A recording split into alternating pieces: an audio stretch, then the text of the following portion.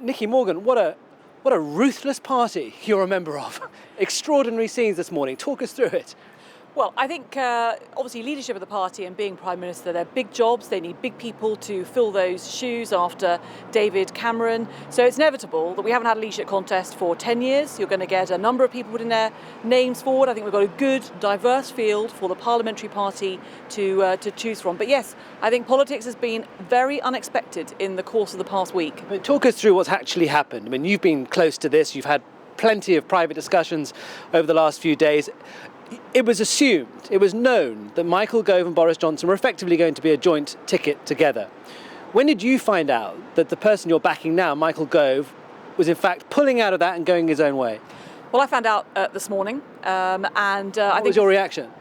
Oh, well, obviously great surprise, because I know that Michael and his team had worked very, very hard with Boris. They wanted to be a team, and I think Michael Stone's statement says, reluctantly I've come to the conclusion that that's not going to happen. It was with great reluctance. I've spoken to Michael since then, obviously, but I think one of the things is you can never make assumptions in this game. Things change very quickly. And for Michael Gove, what was the problem? Because clearly Boris Johnson's team assumed that they had the full backing of Michael Gove. Was Michael Gove simply leading him a merry dance over the last few days, knowing full well he was going to turn on his friend like this at the 11th hour? What was the problem with Boris Johnson as far as Mr Gove was concerned?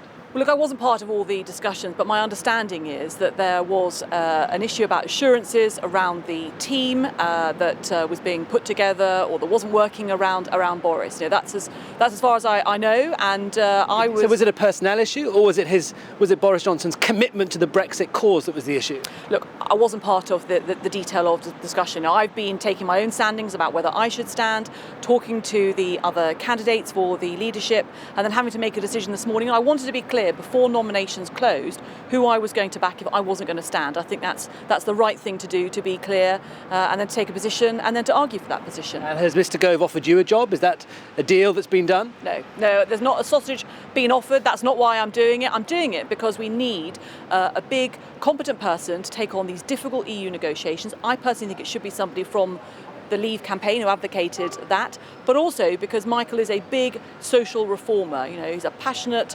committed campaigner for social justice. That's important to me.